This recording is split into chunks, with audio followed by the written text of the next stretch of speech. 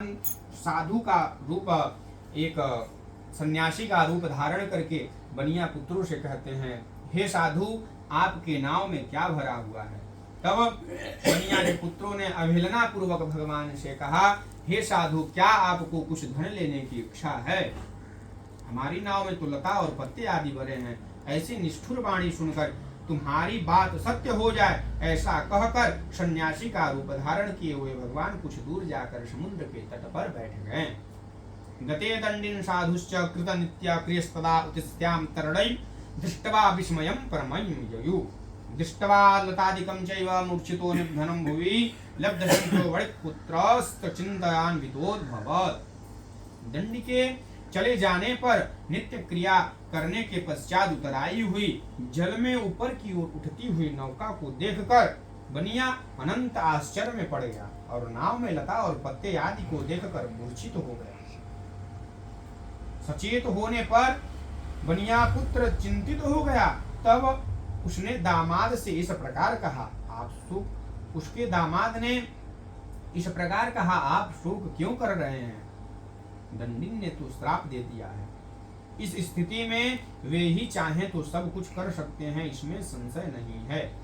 अतः उन्हीं के शरण में हम लोगों को चलना चाहिए। दामाद की बात सुनकर वह बनिया उसके पास गया और वहां दंडी को देखकर भक्ति पूर्वक उन्हें प्रणाम किया तथा आदर पूर्वक कहने लगा, आपके माया से मोहित आपके सम्मुख मैंने जो कुछ कहा है असत्य भाषण रूप अपराध किया है। आप मेरे उस अपराध को क्षमा करें भगवान। ऐसा कहकर बारंबार प्रणाम करके वह महान शोक से आकुल हो गया। प्रोवाच वचनम दंडे विलपंत विलोक्य च मारोधि सुनो मादोक्यम मम पूजा बहिर्मुखः। सन्यासी ने उसे रोता हुआ देखकर, हे मूर्ख, रो मत, मेरी बात सुनो। मेरी पूजा उदासीन होने के कारण तथा मेरी आज्ञा से ही तुम्हें बारंबार दुख प्राप्त हुआ है। भगवान की ऐसी वाणी को सुनकर वह उनकी स्तुति करने लगा। साधुवाच, त्वन्माया मोहिता सर्वे ब्रह्माद्या वा दिवौकशः न जानामि गुणान् रूपं तवाश्चर्यमिदं प्रभो। मूढोऽहं त्वां कथं जाने मोहितस्त्वमया यया। प्रसीद पूजयिष्यामि यथा विभव विस्तरै। पुरावृत्तं च तत्सर्वं त्राहि मां शरणागतं। श्रुत्वा भक्तियुक्तं वाक्यं परितुष्टो जनार्दन। साधु बनिया क्या कहता है, हे प्रभु, यह आश्चर्य की बात है कि आपकी माया से मोहित होने के कारण ब्रह्मादि आदि देवता भी आपके गुणों और रूपों को यथावत रूप से नहीं जान पाते। फिर मैं तो मूर्ख आपकी माया से मोहित होने के कारण कैसे जान सकता हूँ?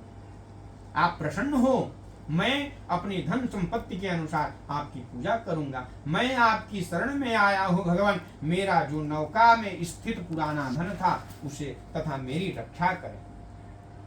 उस बनिए की भक्ति युक्त वाणी सुनकर भगवान जनार्दन पुनः संतुष्ट हो गए। वरं च वांछितं दत्त्वा तत्रैवन्तर्धरे हरि ततो नावं समारुह्य दृष्ट्वा वित्त प्रपूरितां। भगवान हरि ने उसे अभिष्ट वर प्रदान करके वहीं अंतर ध्यान हो गए। उसके बाद वह साधु अपनी नौका में चढ़ा और उसे धन धान्य से परिपूर्ण देखकर भगवान सत्यदेव की कृपा से हमारा मनोरथ सफल हो गया, ऐसा कहकर स्वजनों के साथ उसने भगवान की विधिवत पूजा की। भगवान श्री सत्यनारायण की कृपा से वह आनंद से परिपूर्ण हो गया और नाव को प्रयत्न पूर्वक संभाल कर उसने अपने देश के लिए प्रस्थान किया। साधु बनिया ने अपने दामाद से कहा, वह देखो, मेरी रत्नपुरी नामक नगरी दिखाई दे रही है। इसके बाद उसने अपने धन के रक्षक दूतों को अपने आगमन का समाचार देने के लिए अपनी नगर में भेजा। ततोऽसौ नगरं गत्वा साधुर्भार्या विलोक्य च प्रोवाचं वाञ्छितं वाक्यं नत्वा बन्धनजलिस्तथा। तत्पश्चात उस दूत ने नगर में जाकर साधु की भार्या पत्नी को देखकर हाथ जोड़कर प्रणाम किया तथा उसके लिए अभिष्ट बात कही। सेठ जी अपने दामाद के साथ बंधु बांधवों के साथ बहुत सारे धन धान से संपन्न होकर नगर के लिए पधार गए हैं।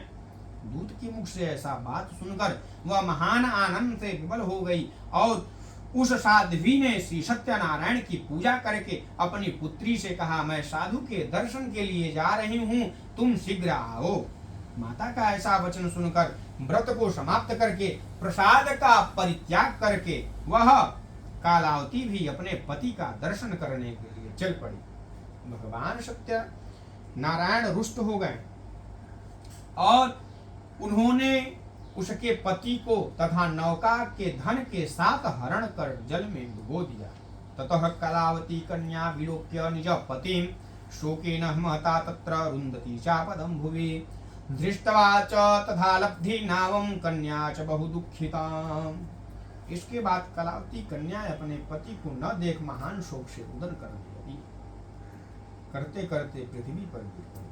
नाव का आदर्शन तथा कन्या को अनंत दुखी देख भयभीत मन से साधु बनिए ने सोचा, यह क्या आश्चर्य हो गया। नाव संचालन करने वाला भी सभी चिंतित हो गए। तदंतर वह लीलावती भी कन्या को देख कर विवल हो गई और अनंत दुख से विलाप करती हुई अपने पति से इस प्रकार बोली, अभी अभी नौका के साथ वह दामाद कैसे अलक्षित हो गया, न जाने किस देवता की उपेक्षा से यह नौका हरण कर ली गई है, अथवा श्री सत्यनारायण का महात्म्य कौन जान सकता है। ऐसा कहकर वह सज्जनों के साथ विलाप करने लगी और कलावती को गोद में लेकर रोने लगी। ततः कलावती कन्या नष्टे स्वामिनी दुःखिता गृहीत्वा पादुके तस्यानुगन्तु च मनोदधे। कन्यायाश्चरितं दृष्ट्वा सभार्या सज्जनो वणिकः अतिशोकेन सप्तस्त चिन्तयामास धर्मवितः। कन्या कलावती भी अपने पति के नष्ट हो जाने पर दुखी हो गई और पति की पादुका लेकर उनका अनुगमन करने के लिए उसने मन में निश्चय किया। कन्या के इस प्रकार के आचरण को देख भार्या सहित वह धर्मज्ञ बनिया साधु वणिक अनंत शोक संतप्त हो गया और सोचने लगा, या तो भगवान सत्यनारायण ने यह दामाद के साथ धन धान्य से भरी इस नौका का अपहरण कर लिया है, अथवा हम सभी भगवान सत्यदेव की माया से मोहित हो गए हैं। अपनी धन संपत्ति के अनुसार मैं भगवान सत्यनारायण की पूजा करूंगा। सभी को बुलाकर इस प्रकार कहकर उसने अपने मन की इच्छा प्रकट की और बारंबार भगवान सत्यदेव को दंडवत प्रणाम किया। इससे दीनों के परिपालक भगवान सत्यदेव प्रसन्न हो गए। भक्तवत्सल भगवान ने कृपा पूर्वक कहा, तुम्हारी कन्या प्रसाद छोड़कर अपने पति की दर्शन करने चली आई है, निश्चय ही इसी कारण उसका पति अदृश्य हो गया। यदि घर जाकर पुनः प्रसाद को ग्रहण कर पुनः आए तो हे साधु तुम्हारी पुत्री पति को प्राप्त करेगी, इसमें किसी भी प्रकार का कोई संशय नहीं है। कन्या कलावती भी आकाश मंडल से ऐसी वाणी को सुनकर शीघ्र ही घर गई और प्रसाद ग्रहण किया। पुनः आकर सज्जनों तथा अपने पति को देखा। तब कलावती कन्या ने अपने पिता से कहा, अब तो घर चले, विलंब क्यों कर रहे हैं। कन्या की ऐसी बात को सुनकर बनिया पुत्र संतुष्ट हो गया और विधि विधान से भगवान सत्यनारायण का पूजन करके धन तथा बंधु बांधवों के साथ अपने घर गया। तदंतर पूर्णिमा और संक्रांति पर्वों पर भगवान सत्यनारायण का पूजन व्रत करते हुए इस लोक में सुख को भोग कर अंत में वह श्री सत्य वैकुंठ धाम को चला गया। इस प्रकार श्री स्कंद पुराण के रेवाखंड में श्री सत्यनारायण का व्रत कथा चतुर्थ अध्याय। प्रेम से बोलिए श्री सत्यनारायण भगवान की जय।